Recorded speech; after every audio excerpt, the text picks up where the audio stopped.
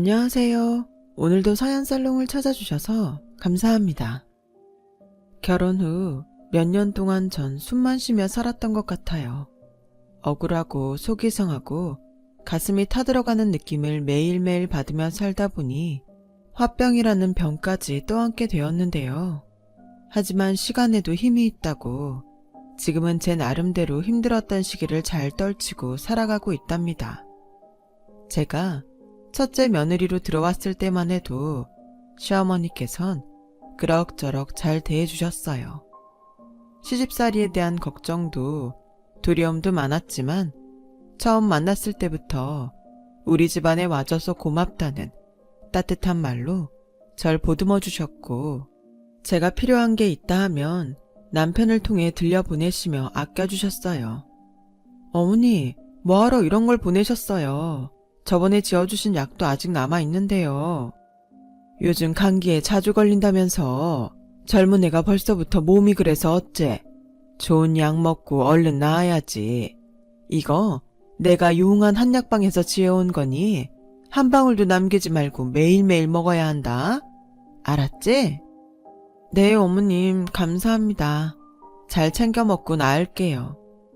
그래. 지금부터 몸 관리 잘해야 쑥쑥 아들도 낳고 건강하게 애들 키우지. 아무튼 너는 아무 걱정 말고 몸 관리에 신경 써라. 하지만 그랬던 제가 본격적으로 시어머니의 미움을 받게 된 건 동서가 들어온 후부터였어요. 정확히는 푸대접인데요. 제가 며느리가 되고 6개월 후 동서가 들어오게 되었는데, 동서는 저와 달리 명문대 출신의 치과 의사인 사람이었어요. 아버지가 판사이신 집안의 딸이었고요. 시어머니는 그런 여자가 저희 집안 며느리로 들어온 게 퍽 감격스러웠는지 결혼 전부터 저를 들들 볶고 난리도 아니었어요. 특히 동서가 처음 저희 집에 인사를 온 날은 아직도 잊을 수가 없는데요. 얘 첫째야, 너 오늘 우리 둘째 며느리 온다는데 아직도 전을 다 못 구운 거야? 아, 어머님, 저 방금 장을 보고 와서요. 말씀하신 음식 준비 다 하려면 시간이 걸릴 것 같은데요. 뭐야? 아니, 곧 있으면 올지도 모르는데 대체 언제 하려는 거야? 미리미리 음식 준비를 다 해놓아야 마음이 편하지. 아유, 느려 빠져서는. 됐다. 절로 가라. 내가 구울 테니까 넌 얼른 밥에 물부터 안 쳐. 충격적이었어요. 다정하시던 말투는 온데간데 없었고 저에게 하던 모든 말투가 명령조였죠. 거기다 자기가 하라는 음식 중 단 하나라도 빠지면 안 된다며 준비하는 내내 저를 괴롭히셨고, 동서를 맞기도 전 음식 준비를 하는 동안 이미 진이 다 빠질 정도였습니다. 그런데 진짜 문제는 동서란 인간이었어요. 환한 얼굴로 들어와 시어머니께 인사를 드리던 예비 동서의 인상은 나빠 보이지 않았어요. 치과의사란 직업답게 굉장히 야무지고 똑똑해 보였고, 좋은 집안에서 자란 사람답게 시어머니의 질문에 답하는 말 하나하나에도 자신감이 느껴졌어요. 그런데 어딘지 느낌이 쎄했어요. 어딘지 사람을 깔보는 듯한 분위기가 느껴졌었거든요. 역시나 그 예감은 정확히 적중했어요. 명절날 제가 부탁을 했는데도 불구하고 싸그리 제 말 무시하고 이 핑계 저 핑계 대며 음식 준비를 하러 오지 않더라고요. 그날도 그랬습니다. 늦지막이 들어와선 새초롬하게 인사를 하더니 갑자기 반찬을 보며 인상을 찌푸리는 거예요. 무슨 일인가 싶어서 동서를 봤는데 하는 말이 글쎄 가관이었어요. 어머, 형님, 반찬이 왜 이래요? 어제 말씀드렸잖아요. 저 고기 안 좋아한다고요. 고기 비린내도 맡기 싫어요. 그래서 고기 말고 나물 위주로 준비해달라고 부탁드렸는데 그게 그렇게 힘드세요? 어머니, 섭섭해요. 저 분명히 형님께 말씀을 드렸는데 형님 도대체 저한테 왜 그러시는 거예요? 저한테 악감정이라도 있으신 거예요? 아, 얘가 또 실수를 했구나. 그래, 미안하다, 첫째야. 넌 도대체 왜 이리 실수를 반복하는 거야? 둘째 아가가 너한테 부탁까지 했다는데. 둘째야, 마음 풀거라. 내가 단단히 혼을 내마. 얘가 좀 털 떨어진 구석이 있다. 내가 시키는 심부름도 제대로 이해 못하는 애야. 네가 그냥 아량 넓게 이해해다오. 이해하는 것도 한두 번이지. 형님이 저런 식으로 절 대하는데 제가 왜 매번 형님 편의를 받으려야 하나요? 정말로 기가 차 말이 안 나오더라고요. 명절날 자기는 병원 진료를 전날까지 하느라 지친다고 음식 다 차려놓으니 빼꼼히 들어와선 미안하다는 말 한마디도 없이 좋아하는 야채 없다고 투덜거리는 동서나 그걸 편들어주면서 저한테 말로 칼을 박는 시어머니나 똑같은 인간들 같았습니다. 잠깐만 동서, 정확히 짚고 넘어가자. 나는 분명 어제 동서가 남을 위주로 준비를 해달라고 한 거에 대해서 그건 좀 힘들겠다고 답변했어. 이미 장볼거리를 다 사놨고 여기서 바꾸는 건 불가능하다고 말이야. 그리고 편히 봐줘야 하는 이야기는 내가 해야 할 말 같은데? 동서 지금껏 명절 치르면서 한 번도 일찍 와서 음식한 적 없잖아. 매번 이 핑계 저 핑계 대면서. 나는 그게 그냥 좋아서 두고 받는 줄 알아? 사정이 있겠거니 하고 넘어가 준 거야. 나도 동서처럼 똑같이 일하는 사람이라고. 내가 동서 편히 봐준 거야. 형님. 그럼 의사 생활하는 저와 회사 다니는 형님이랑 처지가 같나요? 형님이야 회사는 연차내도 되고 쉬엄쉬엄 해도 되지만 저는 아니에요. 환자를 보는 사람이라고요. 몸이 10개라도 모자란 사람이에요. 그런 제가 명절날 아침 일찍 와서 전을 부치고 있어야 한다고요? 제가 왜 그런 자질구레한 일들을 해야 되죠? 어머님이 대답해 주세요. 저 지금 형님이 하신 말씀 너무 기분이 나쁘거든요. 그럼 세아가 내 말이 맞지. 넌 의사인데 어떻게 같을 수 있니? 명절 준비는 쟤랑 내가 해도 충분하다. 그러니 걱정하지 말아라. 신경 쓰지도 말고. 그러자 남편이 잠시만요. 말이 좀 이상한데요? 아니 그럼 우리 집사람은 의사가 아니니 이런 일 해야 되고 재수 씨는 의사고 귀한 일 하는 사람이니까 이런 집안 행사 준비엔 빠져도 된다는 거예요? 어머니, 해도 너무하시네요. 재수 씨가 잘못된 말을 하면 집안의 어른으로서 바로 잡아주셔야지. 어떻게 재수 씨 편을 들 수 있어요? 동서의 막말로 시작된 싸움은 곧이어 모두가 합세한 집안 싸움으로 번졌고 분노한 남편이 다신 명절에 오지 않겠단 말을 하며 시댁을 나섰어요. 남편은 차 안에서도 분노를 삭히지 못하고 씩씩거렸고 그건 저도 매한가지였습니다. 너무 상처를 받은지라 더 이상 시댁 식구들 얼굴을 보고 싶지 않았어요. 그때 저는 시댁과 처음으로 거리를 두게 되었어요. 연락도 하지 않았고 명절에도 가지 않았어요. 시어머니에게서 사과의 문자가 간간히 오긴 했지만 답장하지 않았고요. 그런데 아들이 등을 지니 시어머니는 제게와 용서해달라는 둥, 동서가 아랫사람이니 봐주라는 등 그런 말들을 하더라고요. 결국 시간이 지나자 저도 이렇게 척진 채로 살 수 없으니 그냥 넘어가 드렸죠. 단 동서와는 정말 마주치기 싫어서 웬만하면 명절 때 말도 한마디 안 섞고 최대한 부딪히는 일 없게 했어요. 동서가 심기에 거스르는 말을 자주 하긴 했지만 그것 또한 못 들은 척하거나 아니면 똑같이 맞 받아쳐서 입을 꾹 다물게 했죠. 하지만 결정적으로 제가 마음을 다친 건 임신이 자꾸 안 되면서였어요. 얘, 또 소식이 없는 거야? 이제 좀 지겹다. 내가 이 아픈 허리로 교회에 나가 새벽기도 하면서 헌금을 한 달에 50만 원을 낸다. 그런데도 소식이 없으면 이거 너한테 무슨 문제라도 있는 거 아니니? 내 아들한테 문제가 있을 리는 없잖아. 어머니, 좀 기다려보세요. 저희도 노력하고 있어요. 그리고 저번에도 말씀드렸지만 아직 저도 사업이 자리 잡으려면 시간이 걸리고 그때까진 천천히 진행하고 싶어요. 아이도 안정적인 가정에서 자라야 더 좋잖아요. 그 말도 한두 번이지. 내가 이러다 몸에서 사리가 나오겠다. 내가 애초에 제 임신 안 되는 애인 거 알았으면 이 집안에 들이질 않았어. 시골 농부 딸을 내가 뭐 좋다고 우리 집안에 들였겠니? 우리 정용이가 어떻게든 쟤랑 결혼하겠다 해서 들인 거란 말이야. 그럼 애라도 순풍순풍 잘 낳아줄 것이지. 우리 아들 대 못 이으면 어떡하니? 아유, 여보. 시어머니는 그날 돌아가신 시아버지를 부르며 바닥을 뒹구셨어요. 근데 사실 애 못 가지는 게 저만의 문제도 아닐 것이고, 또 남편이 회사를 막 나왔기 때문에 저희 집 형편상 아이를 바로 낳아 기르는 것도 약간 걱정이 되던 차였는데, 시어머니는 그런 현실적인 문제는 안중에도 없이 오로지 손주만을 바라셨어요. 그것도 아들 손주요. 그렇게 시어머니의 닥달은 계속되었고 저도 남편도 지쳐갔습니다. 그러던 중 저희 부부는 난임 검사를 받게 되었고, 부부 둘 다 정상이지만 원인 불명의 난임이라는 결과를 듣게 되었어요. 한마디로 시간이 필요하다는 말이었고, 어쩔 수 없이 지금처럼 노력할 수밖에 없는 현실이었어요. 솔직히 막상 결과를 듣고 나니까 마음이 쓰리긴 했어요. 난임으로 고통받는 여자들이 지금도 많지만 저 때도 있었고, 저도 그런 경우가 될까봐 무서웠거든요. 그런데 시어머니의 막말은 끝이 없더라고요.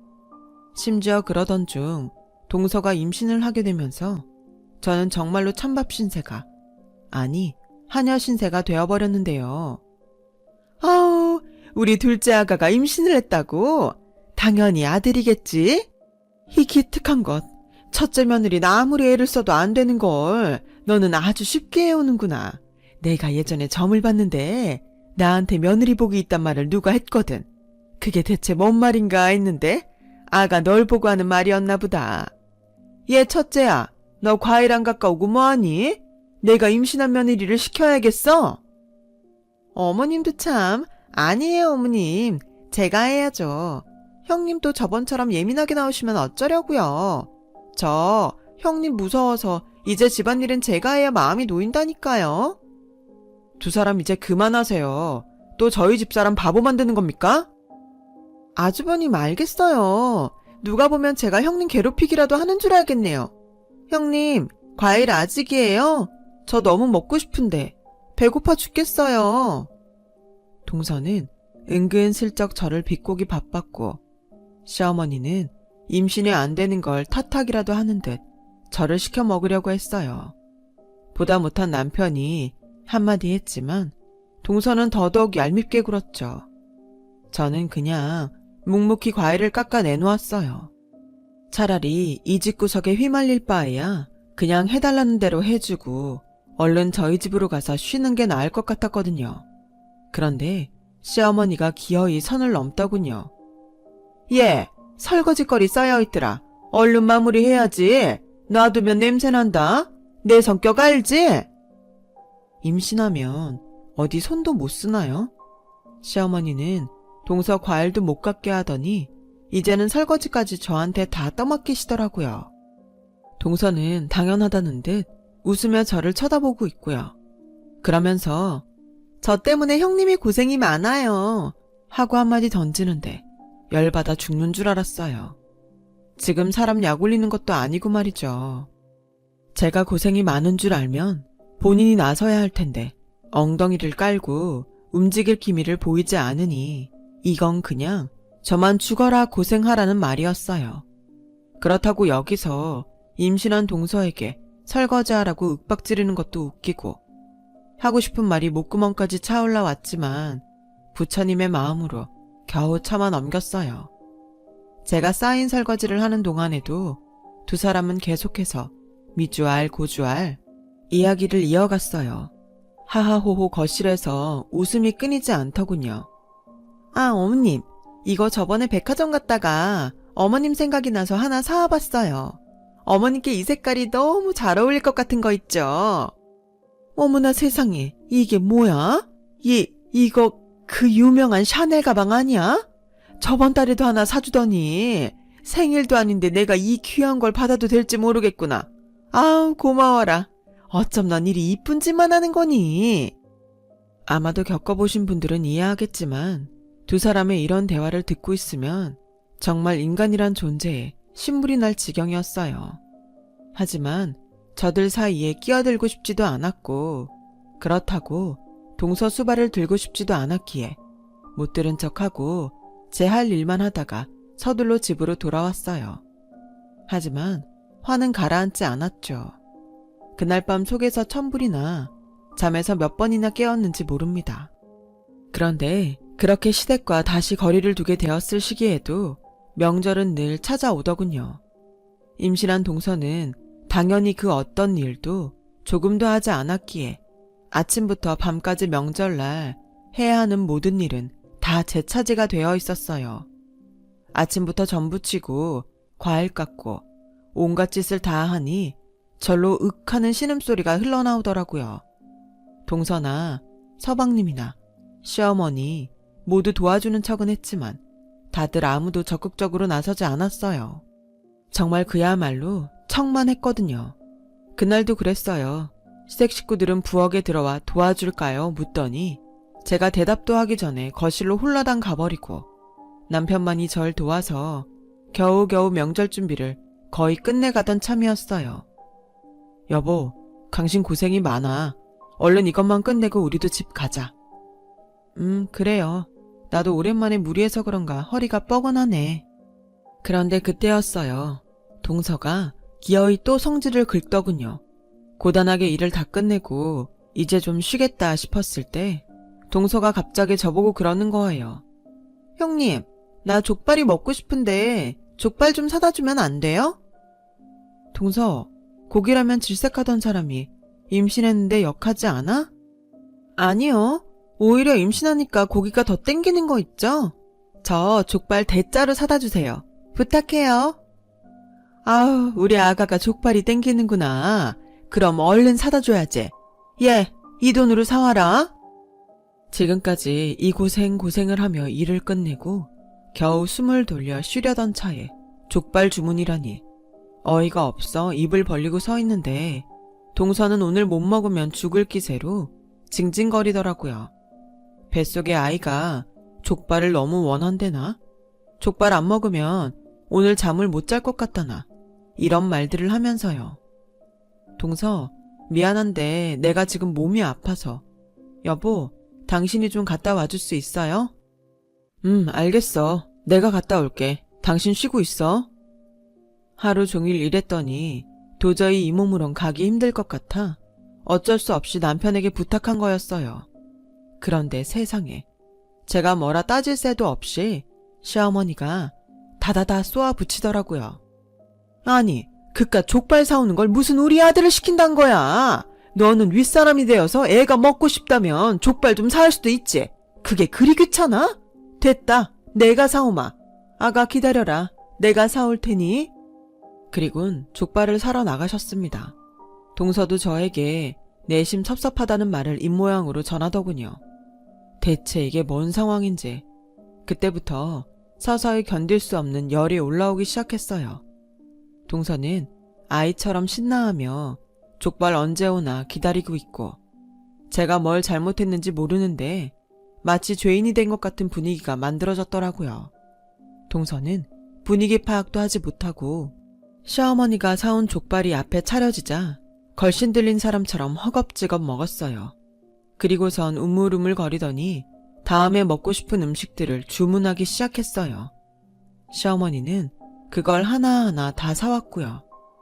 동서도 대단했지만 그걸 하는 시어머니도 대단스러웠어요. 남편도 보면서 혀를 찼죠.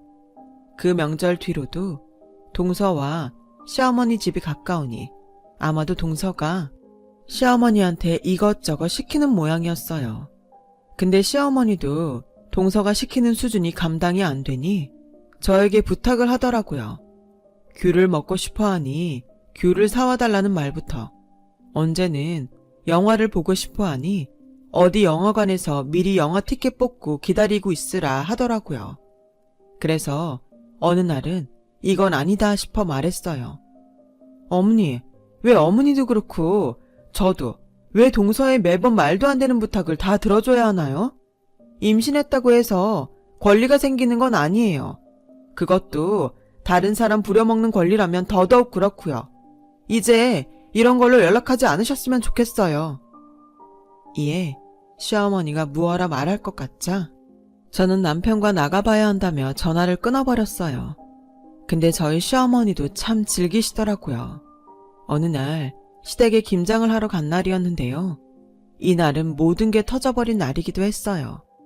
당연히 동서는 거실에서 TV 보며 놀고 있었고 저와 시어머니 둘이서만 김장을 하고 있었어요. 그런데 시어머니가 저에게 조용히 속삭이시더라고요.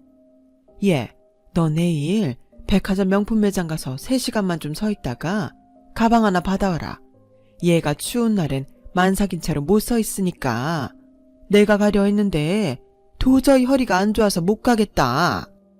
어머니, 말씀드렸잖아요. 저는 그런 거 좀 해줘라. 그거 뭐 어려운 일이라고. 고작 3시간인데 그게 그리 어려워. 시어머니를 그 추운 날 아침에 서 있게 해야겠냐? 시어머니는 본인이 감당이 안 되니 또다시 심부름을 저한테 떠넘기려는 거였어요. 그것도 괜히 저를 공격하면서요. 시어머니의 이런 못돼먹은 행태에 너무 화가 나더라고요. 제가 다시 한번 안 된다고 힘주어 말하려 하자 그때 동서가 뒤에서 이 얘기를 우연찮게 들었나 봐요. 이쪽으로 오더니 정말 인간이라면 할 수 없는 말들을 내려놓기 시작했어요. 형님, 저 정말 갖고 싶은 백이 있어서 그러는데 받아주시면 안 돼요? 동서, 미안한데 난 못해. 어머니께도 못한다고 말씀드렸어. 너무하시네요. 저는 가족이고 제가 임신도 했으니 형님이 해주실 거라고 생각했는데 제가 형님이라면 해줬을 거예요. 난 못해. 형님께서 정 안 된다고 하니 어쩔 수가 없네요. 그럼 형님에게 심부름값을 드릴게요. 됐죠? 이 정도면 사례로 충분하죠? 요즘 형편 어렵다고 들었거든요. 그러면서 동서가 건넨 건 기가 막히게도 바로 10,000원짜리 지폐였습니다. 저는 그 지폐를 보며 너무 당황스러워 할 말을 잃었어요. 그러다 저도 모르게 하고 싶었던 말을 폭포수처럼 쏟아내었어요. 동서, 모든 걸 돈으로 판단하고 그거로 뭐든 해결할 수 있다고 생각하나 본데 세상엔 돈으로 해결되지 않는 문제도 많아. 나 동서가 억을 준다 해도 명품 매장 앞에 서서 동서 준다고 그 짓거리 하진 않아. 알겠어? 그러니까 사람 부려먹는 것도 정도껏 해. 기가 막혀.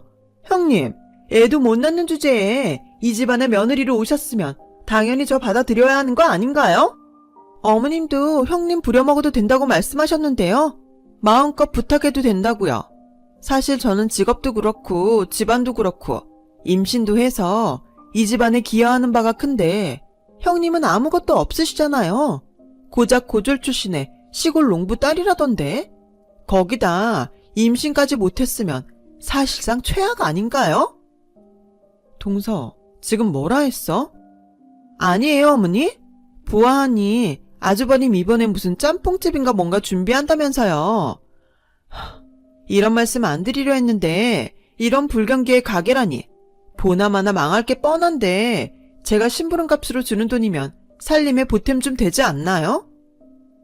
저는 그 순간 너무 화가 나 김장하던 김치를 들어 그대로 동서의 얼굴을 향해 던져버렸어요. 동서는 김치에 맞아 고춧가루 범벅이 되어버렸고 전 그것만으론 참을 수가 없어 김치를 들어다가 동서의 얼굴에 마구 비볐어요.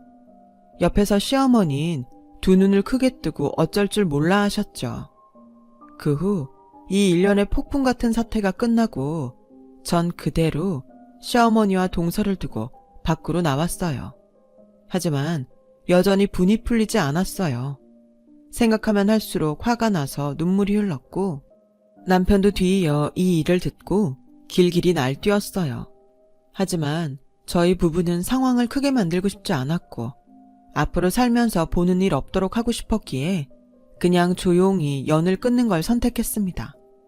아마 믿었던 것 같아요. 어차피 저렇게 살아온 사람들은 결코 그 성정이 변하지 않을 거고 엮이면 저희만 피곤해질 거라는 사실을요. 그리고 대신 저희 사업하는 데에만 집중했어요. 앞서 말했지만 남편은 당시 짬뽕집을 준비하고 있었어요. 유명한 짬뽕집에 가서 레시피를 배우기 위해 홀 서빙까지 하면서 정성을 보인 탓에 사장님이 남편에게만 레시피를 알려주고 계셨죠. 저도 직장에서 마케팅 관련 일을 했기에 적극적으로 옆에서 가게 홍보를 준비하며 개업 준비를 도왔고요. 그리고 한 달 후 기적 같은 일이 벌어졌어요. 남편이 차린 짬뽕집은 무사히 개업을 하게 되었고 반년 정도 지나자 수입이 안정화되기 시작한 거예요. 요식업이 힘든 마당에 이것만으로도 인생에 큰 운이 주어진 것이라 생각하고 감사하게 여겼어요. 하지만 행운은 여기서 끝나지 않더라고요. 인생이 복이 여기서 터지기라도 한 건지 TV에서 저희 짬뽕집을 맛집으로 소개하면서 SNS에 저희 가게가 알려지게 되었고 인터넷을 보고 가게를 방문하는 손님들이 많아지셨어요. 왔다 가신 분들은 저렴한 가격에 양이 많은 저희 짬뽕을 드셔보시곤 좋은 반응을 인터넷에 올렸고 손님들 덕분에 찬찬히 2호점을 준비할 수 있는 여건이 되었습니다. 개업 준비를 할 때만 해도 상상조차 못했던 일이었죠. 저 또한 이런 여건이 되자 곧바로 직장을 그만두고 남편 가게에 뛰어들었어요. 거기다 가게가 잘 되면서 드디어 꿈에 그리던 아이까지 들어섰고 복덩이 같은 아들을 낳게 되었어요. 모든 게 너무나 행운처럼 느껴지는 삶이었죠. 그렇게 저희는 주어진 환경에서 평온하고 감사한 마음으로 하루하루를 살아나갔어요. 물론 시댁과는 연을 끊었기 때문에 아이를 낳았다는 소식도 전하지 않았죠. 그로부터 5년이 지난 어느 날 시어머니를 다시 한번 마주치게 되었는데요. 그간 사는 소식을 알 길도 없었고 궁금하지도 않았기에 신경도 쓰지 않고 살고 있었지만 오랜만에 본 시어머니 모습은 정말 충격적이었어요. 당시 사업 미팅상 가게 된 호텔에 저희 가족이 다 같이 그 호텔에서 묵고 있었는데요. 아들이 호텔 로비에서 뛰어놀고 있다가 갑자기 저에게 달려오더니 엄마, 나 어떤 할머니한테 사탕 받았어 하고 말하더라고요. 사탕을?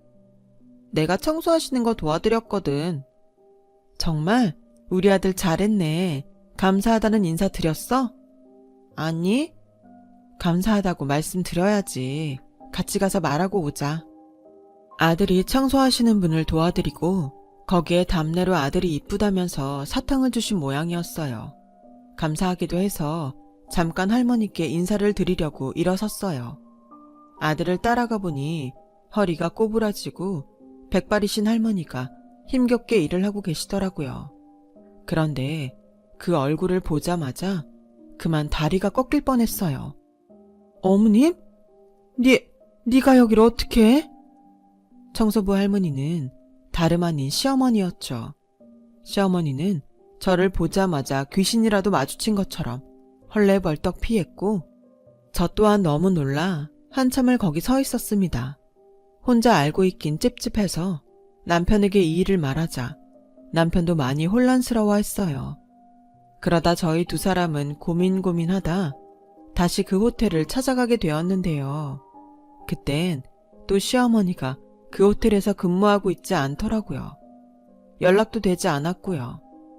그렇게 인연이 끊기나 싶었는데 그로부터 반년 후 시어머니가 저희 가게를 찾아오셨어요. 잘 지냈니 얘들아? 오랜만이구나. 남루한 행색의 시모는 저희에게 대뜸 밥을 좀 줄 수 있냐고 물으셨고 저와 남편은 놀랐지만 일단 시모가 너무 힘들고 지쳐 보여 자리에 앉혀놓고 짬뽕을 내왔어요. 시모는 짬뽕 국물을 허겁지겁 들이키더니 어느 순간에 먹지도 못하고 눈물을 뚝뚝 흘리더라고요. 그러면서 그간의 이야기를 했습니다. 나도 몰랐는데 둘째 애기가 자기 아는 사람한테 의사 자격증을 빌려주고 그 자격 대여해준 조건으로 돈을 받았다더라. 근데 어느 날 신고로 그게 알려져서 면허를 박탈당했단다. 한참 술 먹고 다니면서 나한테도 욕짓거리하고 얼마나 못되게 구는지 그걸 다 받아줬다. 근데 어쩜 이럴 수가 있는지 우리 둘째까지 하던 사업까지 망하면서 큰 빚을 지게 된 거야. 심지어 사채까지 썼더라고. 며느리는 내 반지며 귀걸이며 감나가는 귀금속까지 훔쳐서 달아났고 그 뒤로 두 애들이랑 다 연락이 되지 않어. 미안하다. 그냥 특히 며느라가 너한테 제일로 미안하다. 이 말 하려고 여기 왔다. 그리고 시어머니는 미안하단 말씀을 하시며 거듭 고개를 숙이셨어요. 남편도 저도 처음엔 그런 시어머니의 얘기가 끝나고도 할 말이 없더군요. 그래서 시어머니가 가실 때까지만 해도 멍하니 앉아 있었어요. 너무 당혹스럽고 충격적이어서 머리를 한 대 맞은 듯 했죠. 그런데 그때 저희 아들이 시어머니를 알아보았는지 다가가 아는 척을 하더군요. 엄마, 그 할머니야. 아들이 아는 척을 하자 시어머니는 화들짝 놀라셨고 제 아들의 손을 잡으며 어쩔 줄 몰라 하시더라고요. 그 모습을 보자 차마 시어머니를 내칠 수가 없었어요. 어찌되었건 아들에겐 할머니였으니까요. 결국 저도 시어머니 상태가 너무 안 좋아 보여서 그냥 보내기엔 마음에 걸렸고 시어머니를 집 안으로 일단 들였어요. 마음이 참 복잡했습니다. 이렇게 남루한 모습으로 찾아오니 가엾기도 하고 전에 당했던 일들이 생각나 괜히 분하기도 하고 그 이후 시어머니는 저희 아들을 돌봐주시면서 열심히 속죄하려 하셨어요. 저에게 진심으로 미안하다며 눈물을 지으시고 용서를 비셨죠. 그러다 보니 저도 이상하게 얼어있던 마음이 조금씩 풀리더라고요. 몇 년이 지났지만 지금도 전 시어머니와 함께 지내고 있어요. 시어머니는 과거 자신이 저질렀던 잘못을 뉘우치는 모습을 보여주고 계시고 또 용서하고 받아준 저에게 무척 고마워하고 있어요. 솔직히 가끔 시어머니를 보면 옛날의 일들이 떠오르기도 하지만 어쩐지 제게 진심으로 미안해하는 모습을 보면 그냥 그 상처도 좀 무뎌져 가는 느낌이 들어요. 참 이상하죠. 정말 용서할 수 없는 사람이라 생각했는데 시간이 약이라고 어찌되었든 살보비고 살아가게 되네요. 이렇게 결국 잘 지내게 될 걸. 시어머니는 왜 저에게 그리 못되게 구셨는지 어쩔 땐 얄미워서 어머님, 저한테 잘못 많이 하신 거 알죠? 그거 다 갚으셔야 해요. 라고 말하곤 합니다. 그러면 그래야지. 다 갚고 갈 거다. 당연히 그럴 거야. 고맙다 며느라. 우리 며느리. 하면서 제 손을 잡아주세요. 아무튼 오늘 주저리 제 얘기를 해보았는데 쓰면서 어쩐지 옛날 생각도 나고 지난 과거를 흘려보내는 것 같아 마음에 많은 위안이 되었네요. 제 이야기는 여기까지입니다. 들어주신 분들 모두 감사하고요. 여러분의 가정에 평안함이 가득하길 바랄게요. 모두 건강하세요. 여러분, 사연 댓글에 응원과 현명한 조언 부탁드려요. 좋아요와 구독은 저에게 큰 힘이 됩니다. 오늘도 좋은 일 가득하세요.